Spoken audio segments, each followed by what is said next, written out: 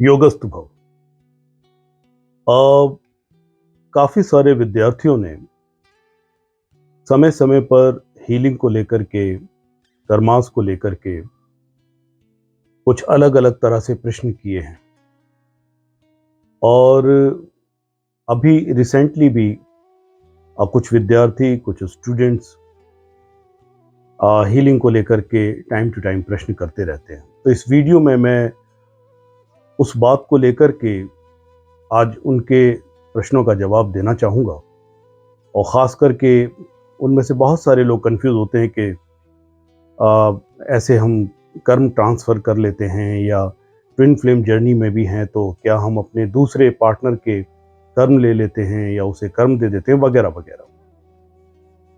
सबसे पहले एक बात समझनी चाहिए, और हर किसी को समझनी चाहिए, ख़ास करके अध्यात्म की यात्रा में, स्पिरिचुअल जर्नी में। वैसे तो लागू ये हर रास्ते पर होती है, हर विषय पर होती है, that little knowledge is a dangerous thing. और दूसरी कहावत है कि इग्नोरेंस इज द ब्लिस।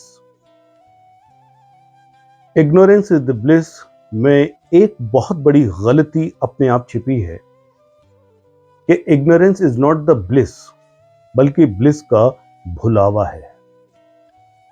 और अगर हम ये बात करें कि little knowledge is the dangerous thing, इसका सिर्फ एक मतलब होता है कि हमने विषय को गहनता से नहीं समझा, या जो भी हमने ज्ञान प्राप्त किया है, हम अध्यापक या टीचर को तो कुछ नहीं कह सकते। उसने तो अपनी ओर से सही ही आपको समझाया होगा, सही पढ़ाया होगा, सही बात की होगी। पर कुछ विद्यार्थी जल्दबाजी में, या उस ज्ञान को, जैसे कि हमारे यहाँ अगर हम अध्यात्म की जर्नी की बात करें तो उसके भी 3 चरण बताए गए हैं जब गुरु ज्ञान देता है अपने शिष्य को। और उसके 3 स्तर हैं: श्रवण, मनन, निधिध्यासन। कि टीचर की, गुरु की बात को ढंग से सुनना, श्रवण करना, शायद चौथे लेवल पे श्रवण करना, कुछ लोग 3 स्तर तक ही जानते हैं।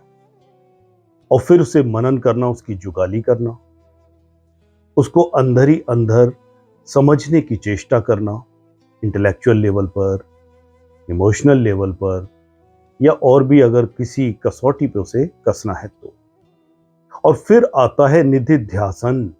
फिर उसका अध्ययन, उसका अध्यास, उसका अभ्यास, उसको अपने अंदर इम्बाइब करना, उतारना, अनुभव के तल पे ले जाना, एक्सपेरिमेंटेशन करना, और स्वयं का एक्सपीरियंस करना उस विषय को लेकर के, उस टेक्निक को लेकर के, उस क्रिया को लेकर के, उस टूल को लेकर के, और उसे अपना अनुभव बन जाने देना। गलती कहां होती है कि हमने कुछ सुना, किसी ने कहा, जैसे कि एक प्रश्न आता है अक्सर, इस बात पर जरा गौर करेंगे, और हीलिंग को लेकर के खास करके। और जो हमारे ट्विन फ्लेम स्टूडेंट्स हैं उनमें ये काफी कंफ्यूजन है कि सर, अगर हम किसी की हीलिंग करते हैं तो क्या, या किसी को हमें समझाया गया है कि कभी भी किसी को सजेस्ट मत करो या एडवाइस मत करो। और हीलिंग में एक दौर ऐसा आता है कि हम अगर किसी की हीलिंग करते हैं तो हम उसे कुछ ना कुछ एडवाइस करते हैं, उसे कुछ सजेशन देते हैं, तो कहीं हम उसके कर्म ले लेते हैं, और या फिर कर्मों का ट्रांसफर हो जाता है और हम फंस जाते हैं, वगैरह वगैरह। मैं यहाँ इस प्रश्न को एक प्रश्न के जरिए जवाब देने की कोशिश करना चाहूंगा, और आपसे पूछता हूं कि आपके घर में छोटा बच्चा है, बहुत छोटा बच्चा है, ना समझ है, अभी नादान है। वो आग से खेलना चाहता है, धूप में निकलना चाहता है, बालकनी से लटका रहता है। तो क्या आप उसे एडवाइस नहीं करते, उसे ये सजेशन नहीं देते कि बेटे धूप में निकलना ठीक नहीं है, या आइसक्रीम ज़्यादा खाने से टॉन्सिल्स हो जाते हैं, या तुम बालकनी में ऐसे लटकते हो, गिर सकते हो, उसे हमें गिरने देना चाहिए, आग से खेलने देना चाहिए, धूप में घूमने देना चाहिए, दिन रात आइसक्रीम खाने देना चाहिए, वगैरह वगैरह। हम उसे सजेस्ट करते हैं, हम उसे एडवाइस करते हैं। और यही नहीं, आप देखोगे कि एक सबने सुना होगा एक नाम, एडवाइजरी बोर्ड। हम बोर्ड रखते हैं, बड़ी बड़ी कंपनीज हैं, फैक्ट्रीज हैं, ऑर्गेनाइजेशंस हैं, उनका एक एडवाइजरी बोर्ड होता है, हमारे सेक्रेटरीज होते हैं, हमें सलाह देने वाले होते हैं, लोग होते हैं। हमारा प्राइम मिनिस्टर सारे डिसीशंस, प्राइम मिनिस्टर एक बड़ी अथॉरिटी होता है, वो खुद से ऐसे नहीं ले लेता, अच्छा पाकिस्तान से ये बात हो गई जाओ गोला फेंक दो, ऐसे नहीं होता। उसके मिलिट्री पर्सनल होते हैं, उसके डिफरेंट एडवाइजर्स होते हैं, पूरे डिपार्टमेंट होते हैं, टेक्निकल एडवाइजर्स होते हैं, फाइनेंशियल एडवाइजर्स होते हैं, मिलिट्री एडवाइजर्स होते हैं, प्लानिंग एडवाइजर्स होते हैं। बगैर एडवाइस के आप, even it is very impractical to think about it, life चल ही नहीं सकती। आपके घर में आपसे छोटे लोग हैं, आप उन्हें एडवाइस करते ही हो ताकि वो सही रास्ते पे चले। माँ बाप अपने बच्चों को करते हैं, बड़े भाई बहन छोटे भाई बहनों को करते हैं। या कहीं पर अगर कोई ऐसी बात है, हमें लगता है कि किसी व्यक्ति को अगर हम एडवाइस करते हैं उसका भला हो सकता है, तो डेफिनेटली हमें करना चाहिए, इसमें कर्मों की बात नहीं है। अच्छा चलो छोड़ो, आप जिस प्रोफेशन में हो, अगर एक व्यक्ति, एक पेशेंट एक डॉक्टर के पास आता है जिसको कि लिवर सिरोसिस हो चुका है, और डॉक्टर उसे दवा देता है, उसका इलाज करता है और कहता है कि भाई शराब तुम्हारे लिए हानिकारक है, तुम्हें शराब नहीं पीनी चाहिए, तो क्या डॉक्टर उसके कर्मों में टांग अड़ा रहा है या अपनी ड्यूटी कर रहा है? एडवाइजर्स होते हैं, ये उनका काम है।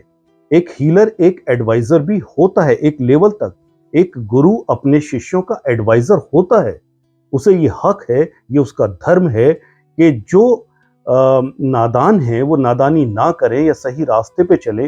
अगर कोई अंधेरे में जा रहा है और हम उसे एडवाइस करते हैं कि आगे गड्ढा है, तुम्हें बच के चलना चाहिए या टॉर्च लेकर चलना चाहिए, तो हम उसके कर्मों में टांग अड़ा रहे हैं, उसे गड्ढे में गिरने दें क्या? बोलिए ना। तो मुझे ये लगता है कि जो लोग ऐसी बात करते हैं वो अपने गुरु की या टीचर की, जिनको वो मानते हैं, चाहे वो हम हैं या कोई भी है, उनकी बातों का गहनता से अर्थ नहीं समझते। उसे समझना चाहिए, उसका मतलब लेना चाहिए। हाँ, आए दिन किसी को एडवाइस करना या फालतू में किसी को सजेशन करना वो बिल्कुल गलत है, वो हमें शायद नहीं करना चाहिए। पर आप देखो, जो उदाहरण मैंने आपको दिए हैं वो बहुत जरूरी है। अब यहां पर मैं बात करूंगा, इसको उन्होंने हीलिंग से जोड़ा और खासकर ट्विन फ्लेम्स में ये बात आती है कि सर हम अपने जो हमारा काउंटर पार्ट है, जो हमारा दूसरा ट्विन फ्लेम है, हम उसकी हीलिंग भी करते हैं, उसकी चक्रों की हीलिंग करते हैं या कुछ करते हैं, तो क्या हमें ये करना चाहिए? नहीं करना चाहिए। आप करते भी हो, उसके बाद आप ये पूछते हो कि हमें करना चाहिए या नहीं करना चाहिए। क्यों नहीं करना चाहिए? मैं आपको एक बात बता दूं, खासकर हीलिंग को लेकर के एक बात बहुत क्लियर मैं कर दूं, और मेरे सभी विद्यार्थी और मेरे सभी शिष्य इस बात को ढंग से समझ लें प्लीज। हीलिंग अर्लीएस्ट औषधि है इस दुनिया की, इस पृथ्वी पर। हमारे पास जब मानव सभ्यता का विकास हुआ या कुछ भी हुआ, हमारे शरीर में हीलिंग कैपेसिटी है। हमारा शरीर हमें खुद हील करता है। कहीं पे कट लग जाए, कहीं कुछ भी हो जाए, तो आप देखोगे कि वहां पर खून का थक्का अपने आप जमने लगता है। या हमारे शरीर को कोई बीमारी हो जाए तो हमारा शरीर स्वयं एंटीबॉडीज बनाता है। हमारे शरीर के अंदर ही ऐसा मैकेनिज्म है, हमारी चेतना में ऐसा मैकेनिज्म है। और ये नहीं भूलना चाहिए, what actually you heal and by what you heal. Do you know? You actually heal by the consciousness and you heal the consciousness. You do not heal anybody's mind or body or senses directly. हम बहुत लोगों की healing करते हैं, हम healer हैं। Essentially हम योग गुरु हैं, योग टीचर हैं और हीलर हैं। बहुत लोगों की हीलिंग करते हैं, हजारों लोगों की हीलिंग करी है और उन्हें फायदा हुआ है। तो क्या उनके सारे कर्म मैंने ले लिए क्या? एक डॉक्टर अपने पेशेंट को हील करता है या एडवाइस करता है, उसे दवाई देता है, उसे पट्टी बांधता है, तो उसके कर्म ले लेता है क्या? सबको ऐसे छोड़ दे क्या? अगर हमारे प्राइम मिनिस्टर ये कहते हैं कि भाई आप मास्क लगा के निकलो या जो भी हमारा एक कोरोना बिहेवियर है उसको फॉलो करो, तो क्या वो पूरी दुनिया के, पूरे देश के कर्मों में टांग अड़ा रहे हैं क्या? हमें ये नहीं करना चाहिए क्या? हमें सब कुछ ऐसे ही अपने हाथ से बहने देने जाना चाहिए क्या? एक्चुअली हीलिंग कॉन्शियसनेस, चेतना का पहला अच्छा गुण है। Consciousness heals and by consciousness you heal. एक थॉट है, दुआ सबसे पहली औषधि है। एक माँ जब अपने बच्चे को चोट लग जाती है, गले से लगाती है या उसको किसी प्रकार से प्यार करती है, दुआ करती है उसके लिए, तो उसकी हीलिंग ही तो है भाई। तो क्या वो अपने बच्चे को ऐसे ही छोड़ दे क्या? एक माँ छोड़ दे क्या? और आप में, हम में, सबके अंदर एक माँ बसती है और सबसे पहले वो माँ हमारी स्वयं की माँ है और उसके बाद जो लोग हमसे संबंधित हैं उसकी भी माँ है। माँ तो हीलिंग एक प्रेम है, हीलिंग एक प्यार है, हीलिंग एक सिंपैथेटिक व्यू रखना है सबके लिए। हीलिंग के बगैर तो हम समझ ही नहीं सकते कि दुनिया दो कदम चल भी सकती है।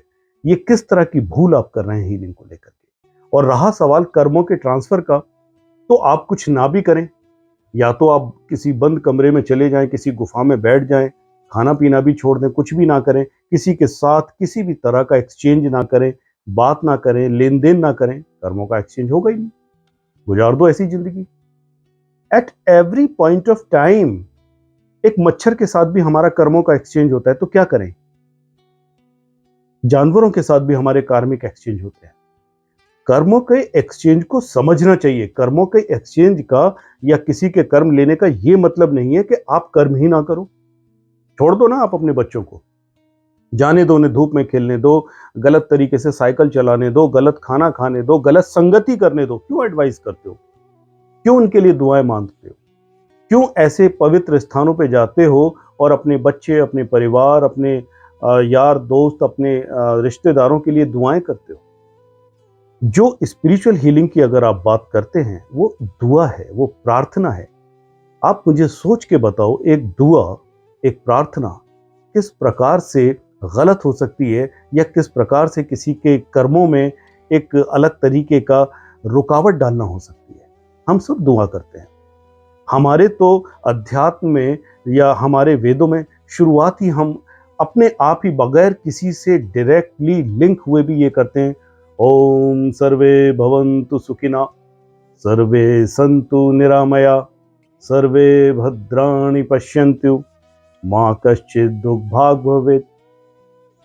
सारे लोग स्वस्थ रहें, खुश रहें, प्रसन्न रहें। हम तो अपनी दिन की शुरुआत ही इस हीलिंग से, इस दुआ से करते हैं। तो मुझे ये लगता है, और ख़ास करके ये प्रश्न एक्चुअली ट्विन फ्लेम जर्नी वालों का आया मेरे पास, तो आप अपने जो दूसरे काउंटर पार्ट को या खुद के भी अपने वुंड्स हील करते हो, अपनी यादों में जाते हो, या अपनी जो दूसरी सोल है, सोल का पार्ट जिसे आप कहते हो, उसे बुलाते हो और फिर उसकी हीलिंग करते हो, तो क्यों करते हो? देखा जाए तो वो किसी और बॉडी में है और एक अलग कार्मिक जर्नी में है, तो फिर तो वहाँ भी आप कार्मिक डंडा चला रहे हो। तो ये ज़रा सोचना होगा। और मैं चाहता हूँ कि ख़ास करके मेरे बहुत सारे विद्यार्थी और शिष्य, वो बहुत ज्ञानी हैं, वो बहुत अच्छे हैं और अच्छी राह पे चल रहे हैं, पर एक उनसे मेरा कड़े रूप में अनुग्रह है, एक आदेश भी है कि वो ज्ञान को सबसे पहले ध्यान से अपने अंदर उतारें, उस पर सोच विचार करें, उसको अपने अंदर बसने दें। और ऐसा ही नहीं कि सर किसी ने हमसे कहा कि ऐसा नहीं करना चाहिए, किसी ने हमसे कहा ऐसा करना चाहिए, या हमारे टीचर ने कहा कि किसी के कर्मों में नहीं पड़ना है, या किसी को एडवाइस ही नहीं करना है, या किसी की हीलिंग नहीं करना है, या तुम उसे हील करोगे तो खुद तुम्हें अस्थमा हो जाएगा वगैरह। ये बचकानी बातें मुझे नहीं लगता कि कम से कम मेरे विद्यार्थी को करनी चाहिए। मैं चाहता हूँ आप सभी लोग अध्यात्म के रास्ते पर, खासकर हीलिंग के रास्ते पर, healing is must, you can not avoid it. Karma is must, you can not avoid it. आप एक दूसरे के साथ कर्म करेंगे ही, सोच समझ के करें, सुकाम कर्म करें, ज्यादा से ज्यादा नॉन अटैचमेंट की स्टेट में कर्म करें। और हीलिंग में भी हम यही करते हैं। सारे डॉक्टरों को कहो अपने घर बैठे, छुट्टी ले लें अस्पतालों से, कोई और काम करें, क्यों किसी को हील करना है? ये जितने भी स्पिरिचुअल मास्टर हैं, गुरु हैं, हीलर्स हैं, उनको भी मना कर दो कि भाई मत करो कोई भी हीलिंग, किसी के लिए भी दुआ मत करो, किसी के लिए भी प्रार्थना मत करो। अपना खाना खाओ, अपना सो, अपने बीवी बच्चों के लिए भी कुछ मत करो। कर सकते हैं क्या आप ऐसा? सोचना। मेरा काम है भ्रम दूर करना, और मेरा काम है वो ट्रिगर करना जिससे आप अपने सोचने की क्षमता बढ़ाएं, अपने आध्यात्मिक ज्ञान की क्षमता बढ़ाएं, अनुभव के स्तर पर आएं और जब आपके अनुभव के स्तर पर, कसौटी पर कोई चीज खरी उतरे, तब उसे अपनाएं। योगस्तु भव।